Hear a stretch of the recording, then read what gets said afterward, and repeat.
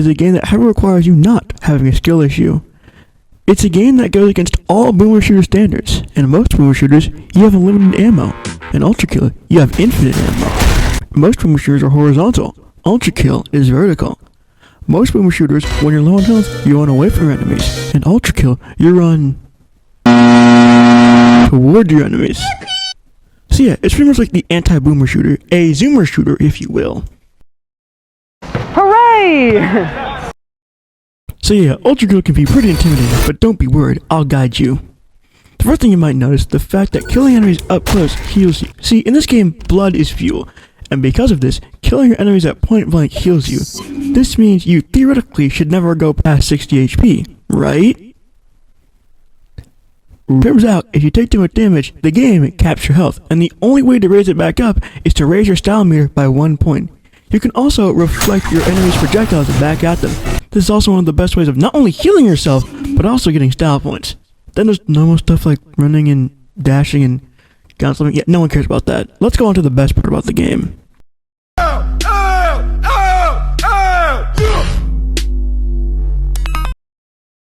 Ultrakill's weapons are pretty by themselves, but together, oh boy, that's where they truly shine. The first and best upgrade you'll get is the marksman. This revolver allows you to throw a coin and shoot it to get an aim by. But you don't have to use the pistol to hit the coin. You can flip that same coin, switch to the rail cannon, and then combo them together. Bonus points you throw in multiple coins to make the railgun do this.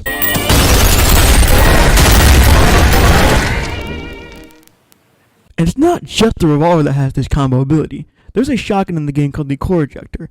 If you fire the core ejector and then switch to the red rail cannon and shoot it, you can create the biggest explosion in the game. More about the shotgun. If you time a punch with a shotgun blast, you can parry your own shotgun shells and make it explode. Ultrakill's enemies aren't anything special. The best thing about them though is that every enemy is distinct and easy to tell apart from others, so you won't really be confused. In fact, the chances of you getting confused about enemies are as low as me passing my DMV test.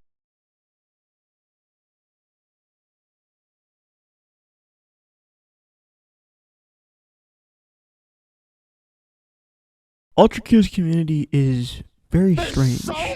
They do weird things like give enemies names. One problem though, only a few enemies have names. Today, I am going to fix this. Here we go. Gives me weird Thomas vibes. Probably plays the flute. Hubert. Just Hubert. Gives me massive Giga Chat vibes. So his name will be Johnny. This guy's probably enrolled in the military ever since he left high school. So for that, his name will be Steve. The complete opposite of the schism. This guy gives me massive incel vibes. So his name will be Wallace. His identity is unknown because, well, he doesn't have a face, but I could assume his name was Ted. His name is Ryan. He's racist, he's a member of Team Plasma, and applesauce cake is his favorite food. Just like the stalker, the hideous mask gives off massive incel vibes. His name is Alex. She is the wife of Ryan, and they live the good life. Her name is Maria. I'll introduce you to Jeremy. Jeremy has seen some Marvel movies when he was a kid, won't shut up about Breaking Bad, and unironically watched some shows on the CW. Jeremy is going to play God of War Ragnarok and Horizon Forbidden West 5 times each because everyone on Reddit is discussing the lore of all the moments he was too bored to focus on. Jeremy also feels the obligation to join constructive Reddit threads about the merits of the $100 million video game. Jeremy also pretends to have always loved Spider-Man before buying the PS4 game. Jeremy has nothing to do with himself because he's alone and undriven. Jeremy has depression. Jeremy is going to rewatch Breaking Bad a few more times and play God of War again. Jeremy has to move some installs off his secondary drive to the internal drive, and that's probably going to take an hour. Jeremy figures he'll try a new video game like Pizza Tower, but it's unfamiliar to him. Jeremy can't sleep sleep at night. Jeremy is going to play Horizon Forbidden West. Jeremy overeats. Jeremy got rejected by the girl at work. Jeremy is going to join a forum for Sony game fanfiction. Jeremy is insecure and feels like he's learned nothing in life. Jeremy is going to binge watch Better Call Saul. Jeremy is going to play The Last of Us Part 2. Jeremy is surprisingly still alive. This is just a drone. His name is Arnold, and anytime there's a flamethrower class in an FPS game, he mains it.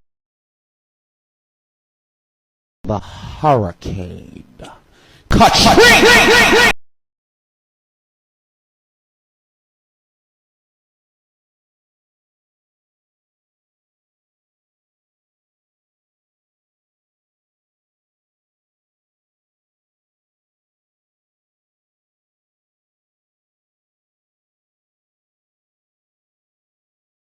I don't have much for the Sentry because, what is this? Once again, this thing doesn't have a face, so there really is no name for me to give it.